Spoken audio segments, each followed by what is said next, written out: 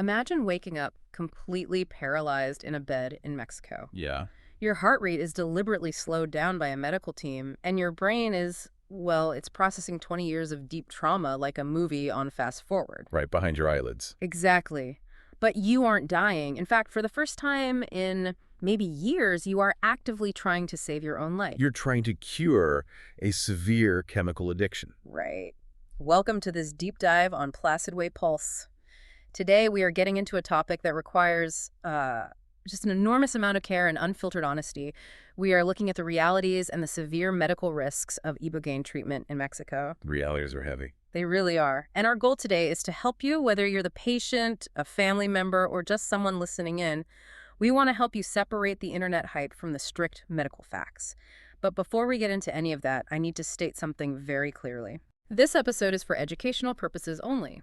It is not medical advice, diagnosis, or a treatment recommendation. Addiction treatment, detox, Ibogaine therapy, psychiatric care, and rehab decisions should always be discussed with qualified healthcare professionals.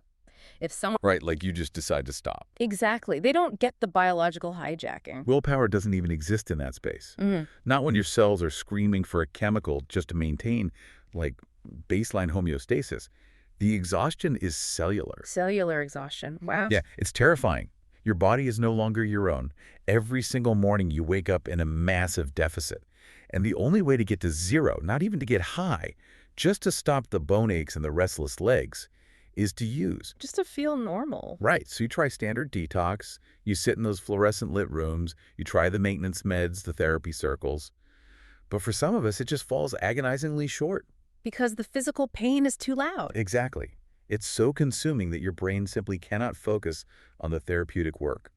I had tried to stop before, but withdrawal and cravings kept pulling me back. It's like trying to learn a new language while someone is holding your head underwater. You can't focus on the lesson. No, you can only focus on the lack of oxygen. And that desperation, that's exactly when people start searching outside the standard medical system. You feel like every door is deadbolted, so you start looking for a window. And that search usually leads you to the internet.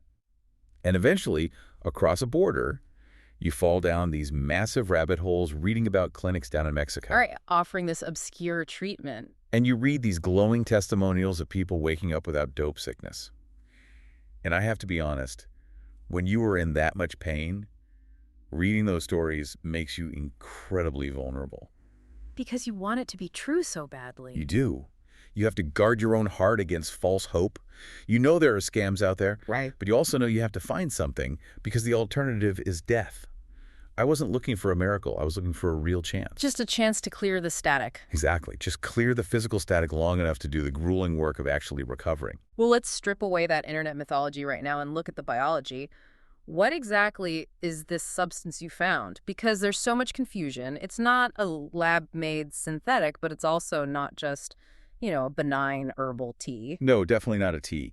In strict clinical terms, Ibogaine is a naturally occurring psychoactive alkaloid. Okay. It's extracted from the root bark of a rainforest shrub called Tabernanthe iboga, which grows natively in Central Africa. Gabon, Cameroon, places like that. And it has a history there, right? Yes, indigenous Bwiti cultures have used the raw root bark for centuries in spiritual ceremonies. But when we extract the specific alkaloid, the ibogaine, and use it clinically for severe addiction, it acts entirely differently from a traditional psychedelic. What do doctors call it? Clinicians call it an addiction interrupter. An addiction interrupter. I want to pause and really unpack that because if you are listening to this and comparing your options, this is critical. We need to contrast it with Western addiction medicine. Right, the standard treatments. Yeah, like methadone or Suboxone. Those are substitution therapies. It's harm reduction. You replace a dangerous, short-acting opioid like fentanyl with a longer-acting legal one. But you take them daily, sometimes for life. Exactly. Ibogaine is not a substitute. You don't take it every day to manage cravings. Not at all. It is a one-time pharmacological catalyst. It's meant to abruptly, physically halt the cycle. How does it actually do that? Well, think of your brain's receptors as billions of tiny locks, and the drugs are the keys. Standard opioids lock in, flood the brain with dopamine, and eventually your brain stops making its own feel-good chemicals. Because it's relying on the artificial keys. Right. And maintenance drugs like methadone, they're basically just a different, slower-turning key in those exact same locks. The withdrawal stays away, but the locks are still occupied. So what does Ibogaine do to the locks? It acts like a complete system reboot on a corrupted hard drive. Oh, wow. Yeah. It interacts with multiple systems at once. Your glutamate receptors, serotonin pathways, opioid receptors. It doesn't just sit in the lock. It resets the lock back to its original factory setting. Re-addiction settings. Exactly. And the real-world result of that reset is what draws people in. It drastically reduces or completely eliminates acute physical withdrawal symptoms. Wait, eliminates by how much? We are talking about an 80 to 90% reduction in physical withdrawal within the first 24 hours. That is massive. It is. Yeah. You completely bypass the bone-crushing aches, the vomiting, all the physical misery that keeps people using. Okay, but let me push back here. As someone looking at this objectively, that sounds almost too good to be true. If this alkaloid is such an effective interrupter, why isn't it in every hospital in the world? Why do you have to get on a plane and cross a border for a severe medical detox? Doesn't that feel reckless? It feels terrifying. The terror was absolutely there for me. But the reason you have to cross a border comes down to the legal landscape. In the U.S., Ibogaine is a Schedule I substance. Regulated by the DEA. Right. It's in the exact same legal category as heroin or LSD. The federal government says it has a high potential for abuse and zero accepted medical use. So it is strictly illegal to possess or administer anywhere in the states. No doctor can prescribe it. But in Mexico, it's different. Completely different. In Mexico, Ibogaine is unregulated. It is not a controlled drug under their general health law. And because it's not prohibited, authorized, licensed medical facilities can administer it out in the open. Yes, it doesn't have to be some underground, dangerous operation in a hotel room. Which is an incredibly dangerous way to do it. Very dangerous. But because it's legal, specific regions in Mexico have become global epicenters for this. Like Baja California, Tijuana, Rosarito. Exactly. The advantage there is accessibility. You fly into San Diego, and it's a short drive across the border into a secure medical facility. And the other hub is Quintana Roo, right? Out on the Caribbean coast. Cancun, Tulum. Yeah, those clinics often blend the rigorous medical environment with a serene, retreat-like setting. And because they operate legally, they can hire licensed medical doctors, ACLS-certified nurses, and follow COFEPRIS guidelines. COFEPRIS being Mexico's FDA equivalent. Right. But, and we have to make this distinction very clear, just because it's legal in Mexico doesn't mean every clinic is safe. Yes, let's talk about that. Legal access just means the opportunity exists to do it right. But it also means bad actors can cut corners to make a profit. When I started researching the raw clinical data, the sheer intensity of the physiological effects terrified me. The safety questions made me slow down. As they should. I realized very quickly this is not a casual wellness retreat. It is a highly complex, potentially lethal medical procedure if done wrong. Let's focus entirely on that danger because it's arguably the most important part of this deep dive. The primary risk with Ibogaine is what it does to the human heart, isn't it? Yes. When it enters your system, it significantly lowers your resting heart rate. That's called bradycardia. But bradycardia isn't the main killer. The severe danger is something called QT prolongation.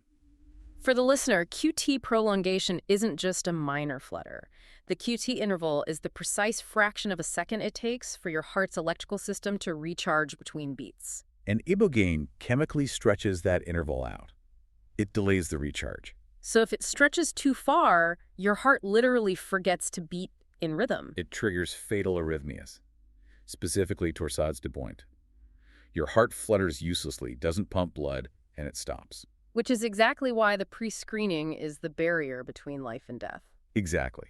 The pre-screening protocols at legitimate clinics are non-negotiable.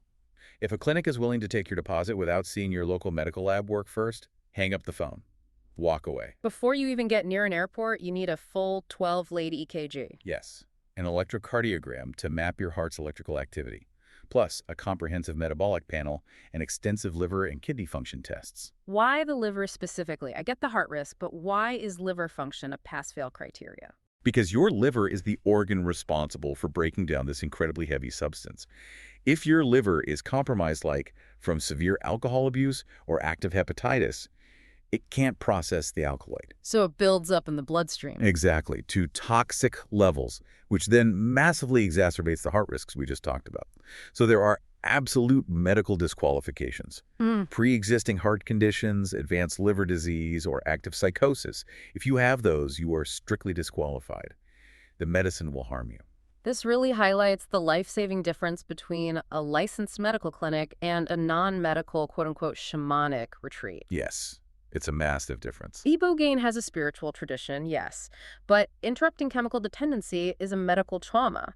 A well-meaning shaman burning sage cannot intervene in a cardiac emergency. But an ACLS-certified nurse and a licensed MD with a crash cart and a defibrillator absolutely can. When you realize the stakes, you stop looking for the prettiest resort and start looking for the best hospital environment. Right. So, assuming you've done that vetting, you send your EKG, blood work is clear, your heart is normal, and you are medically cleared. Tell us about the actual journey. You're dealing with active addiction, you're anxious. What happens when you arrive? The logistics at a high-quality clinic are highly coordinated to minimize stress. Because, honestly, your nervous system is already redlining. Right, you're terrified. You fly into a hub, like San Diego, the clinic's private transport meets you. You aren't navigating taxis alone. They drive you across the border to a secure facility. But, and this surprises a lot of people, you don't just walk in and take the medicine. No. No. Days 1 and 2 are strictly for intake and stabilization. The medical staff calls it landing. That makes sense. Your cortisol levels are spiked. You might be in early withdrawal. Your body is in fight or flight. Exactly. The team needs your heart rate and blood pressure to reach a stable baseline before introducing a heavy cardiovascular stressor like Ibogaine. You meet the doctors, the nurses, you build trust. And there is a critical pharmacological transition that happens here too, right? If you were coming off specific substances. Yes. If a patient is on a long-acting opioid, like methadone or Suboxone, the medical team has to stabilize you and systematically switch you to a short-acting opiate, like morphine. Because you cannot mix Ibogaine with a long-acting synthetic opioid. It is an absolute recipe for disaster. Synthetics like Suboxone have a profoundly long half-life. They cling to your brain's receptors for days. If you introduce Ibogaine while Suboxone is still there, the two substances literally fight for dominance. The Ibogaine can't reset the lock if the Suboxone key is jammed inside it. Right. It leads to an incomplete detox, you still suffer withdrawal, and it puts conflicting massive stress on the heart. It takes days to clear the long-acting synthetic out and replace it with a short-acting compound that the Ibogaine can strip away easily. So you're resting, being continuously monitored, stabilizing, mentally preparing for the main event. And then usually on day 3, the preparation ends, the treatment day. What actually happens in that room? The environment completely shifts. Goes from a quiet room to a highly active medical setup. You've been fasting for 8 to 12 hours to prevent aspiration. They bring you in, and then nurses physically hook you up to live EKG telemetry monitors. So your heart rhythm is broadcasting live to a screen. Exactly, and a doctor is watching it. Then a nurse places an IV line into your arm. Why an IV if the medicine is taken orally? Entirely for safety and support. They need immediate access to push emergency meds if your heart rhythm falters. But proactively, they use it to manage hydration and push electrolytes, primarily magnesium and potassium. Because magnesium protects the heart's electrical rhythm. Right, it helps stabilize the QT interval before the Ibogaine stretches it. So you're hooked up, but they still don't give you all the pills at once. They always start with a test dose. Just a tiny fraction of the medicine? Yes, one small capsule. And then they wait a full hour. They watch the monitors like hawks, checking blood pressure, making sure you don't have an allergic reaction or a massive QT spike. And if that hour passes safely? If your vitals are rock solid, the physician gives the green light. That is when the flood dose is administered. It's the full therapeutic amount, calculated precisely based on your weight, age, and addiction profile. Okay, so you take the flood dose. Walk us through the onset. What does it actually feel like when the medicine takes hold? It usually starts within 45 minutes. Yeah. Very subtly. You start hearing this heavy, rhythmic buzzing sound in your ears, kind of like a distant helicopter. Wow. And then your body experiences severe, profound ataxia. Total loss of voluntary muscle coordination. Total loss. You cannot walk. You cannot stand up. You try to touch your face. Your hand shakes wildly. Yeah. You are absolutely confined to bed rest. You rely entirely on the nurses. Nausea is also very common. Many people purge during this phase. Hence the fasting. Exactly. Your body feels unimaginably heavy. And then once the paralysis sets in, your brain activates. You enter the europhrenic state. The waking dream. That's the most accurate way to describe it. You are fully awake. You know you are lying in a bed in Mexico. You hear the medical equipment. But when you close your eyes, your visual field is flooded with high-definition imagery. This phase is a marathon, isn't it? It lasts anywhere from 12 to 24 hours straight. For me and many others, it's experienced as a rapid, relentless life review. Are you seeing random hallucinations or is it structured? It is deeply structured and entirely personal. You aren't seeing melting walls. You are watching your own memories, your childhood, your deepest traumas. You see the moments that laid the foundation for your addiction. Yes, the exact moments, the pathways fractured. But the inexplicable part is the emotional detachment. You watch the worst moments, but the pain isn't there. Right. Usually if an addict looks at root trauma abuse, grief, the pain is so crushing the brain demands a chemical to shut it down. You can't look at it sober. But the Ibogaine strips the emotional payload away. It does. It feels like you're sitting in a dark theater eating popcorn, watching a documentary about someone else's life. You see what happened, you understand how it broke you, but you aren't crushed by it. It lets you process the grief and see the root of your addiction with unvarnished clarity. That sounds incredibly exhausting. Your brain is firing on all cylinders, rewiring decades of trauma, while your body is paralyzed. There's no way you just wake up and go home the next day. How does your body recover from that? You wake up on what is universally known as the gray day. Day 4. Day 4. The 24 to 48 hours right after the flood dose. And gray day is flawlessly accurate. You feel completely drained of all color. The physical exhaustion is monumental. Like your brain ran an ultramarathon and your body got hit by a truck. You're physically weak. Very weak. The ataxia is wearing off, but you're clumsy. But the most striking thing is the emotional sensitivity. You are raw. The physical withdrawal from the drugs is gone, which feels like an absolute miracle. But the emotional armor you wore for years is also gone. You are walking around without skin. Which means the environment has to be meticulously managed. If you're that raw, the wrong stimulus could cause a panic. That's why high-quality clinics enforce a strict digital detox. No smartphones, no social media, no TV news, no outside chaos allowed. Your only job is to just exist and breathe. Exactly. You rest, you get continuous IV hydration, eat light, nutritious food, and journal. You write down the fragmented memories before they fade. You just sit in quiet reflection. It's fascinating because while you're lying there feeling gray and depleted, your brain is doing critical biological work. It's a profound chemical reset. Let's delve into the science of this neuroplasticity. This is where the psychology meets hard biology. During the flood dose, the Ibogaine acted as a proteogen. It stimulated a specific protein in the brain called glial cell line-derived neurotrophic factor, or GDNF. Let's explain GDNF because it's the biological key. Think of GDNF as high-grade fertilizer for your neurons. Years of addiction physically damage neural pathways. GDNF promotes the healthy growth of new neurons. It physically rebuilds the architecture the drugs destroyed. And while that's happening, your liver is metabolizing the Ibogaine into a secondary compound called noribogaine. Which is fascinating. It's a life-saving molecule. Yeah. It's a highly potent serotonin reuptake inhibitor, so it elevates your mood naturally.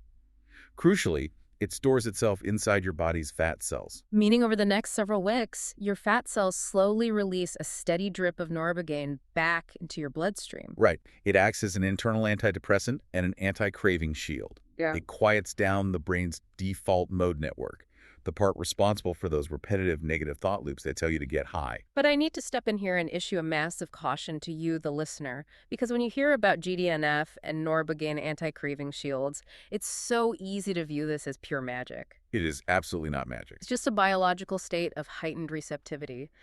Think of your brain like a snow-covered ski slope. Addiction carved a deep, icy, dangerous trench down the mountain. Your thoughts just automatically fall into that trench.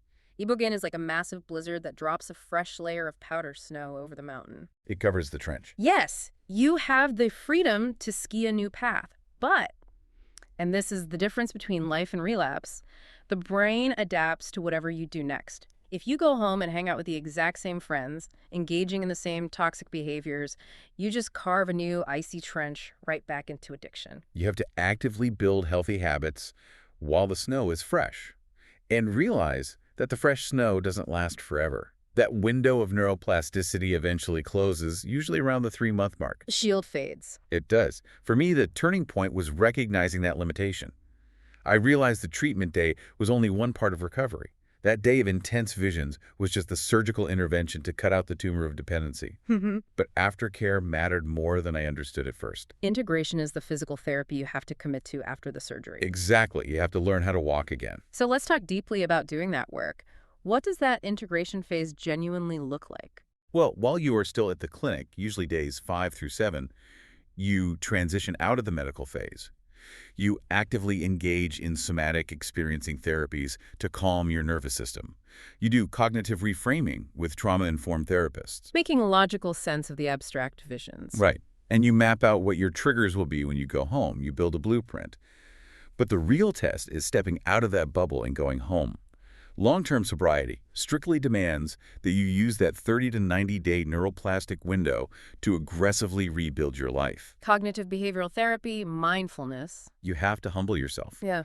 Join 12-step programs or SMART recovery groups. Establish a completely sober, supportive community. If you just go home and rely solely on the medicine to keep you clean, you will slip. The medicine opens the door. You have to walk through it every single day. Having walked through this entire staggeringly intense journey from cellular exhaustion to the waking dream, the biological reset, and the aftercare, what actionable advice would you give to the listener sitting at their computer right now trying to vet a clinic? You have to approach it with an absolute lack of compromise. Interview these clinics like your life depends on it, because it literally does. I have a checklist. First, ask them directly. Do you mandate a full 12-lead EKG and local blood work before I ever arrive? And if they say, they'll just check it when you get there. Hang up the phone immediately. Second, is there a licensed medical doctor and ACLS-certified nurses physically in the room with me 24/7 during the flood dose? Not sleeping down the hall. Right, physically sitting in the room. Third, do you use LI's continuous cardiac monitoring telemetry during the treatment? And finally, what is your exact emergency protocol and your proximity to a modern ICU? Those are the requirements. But what are the glaring red flags that should make someone run the other way? The biggest red flag online is price. If a clinic offers a full medical Ibogaine detox program for under $5,000, run. It is financially impossible to pay doctors, critical care nurses, maintain cardiac equipment, and stock a crash cart at that price. They are fundamentally cutting corners on your safety to offer a discount. They are gambling with your life. The second red flag is the timeline. Beware of any program claiming they can cure you in 1 to 3 days. That timeline is a biological impossibility. It doesn't allow for stabilization. Or the mandatory gray day recovery. It's a reckless revolving door that just wants your money. Navigating all these complex medical questions in an unregulated healthcare market is daunting.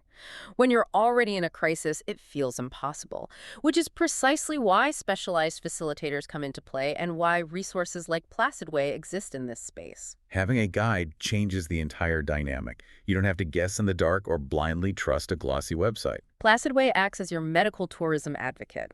They cut through the SEO marketing and connect patients exclusively with pre-vetted, medically supervised centers in Mexico. They ensure transparency in pricing, outlining that the realistic, safe range for a 7 to 10-day program is between $7,000 and $9,000 or more for luxury amenities. And they actively help you gather your medical records for that vital pre-screening. Yes, they facilitate direct communication with Mexican medical directors so you can ask those hard clinical questions. And they provide unfiltered patient reviews so you don't rely on blind faith. When you're fighting for your life, having an advocate handle logistics takes the sheer terror out of the process. You can focus your tiny amount of energy entirely on preparing your mind. As we wrap up this deep dive, looking back at this entire medical and spiritual gauntlet, what is your final reflection for the listener? My final thought is a reflection on how we view healing. Society conditions us to look for a quick fix. We want a pill that instantly cures the disease and lets us skip the pain. And Ibogaine often gets mischaracterized as that magical pill. But true, lasting recovery demands a profound confrontation with yourself. Ibogaine doesn't do the hard work for you. It won't make your daily choices when you go home. What it does is grant you a reprieve. It gives you unfiltered clarity regarding your trauma and freedom from the agony of physical withdrawal, so you finally have the strength to do the work yourself. It hands you a perfect set of tools, but you still have to wake up every single day and build the house. A completely new life is absolutely possible, but medical safety must always be your compass. If you or a loved one are ready to explore safe, medically supervised Ibogaine treatment options in Mexico, we encourage you to contact PlacidWay for a free, confidential consultation. Take the time to breathe, gather your records, and ask the hard questions. Thank you for joining us on this deep dive on PlacidWay Pulse.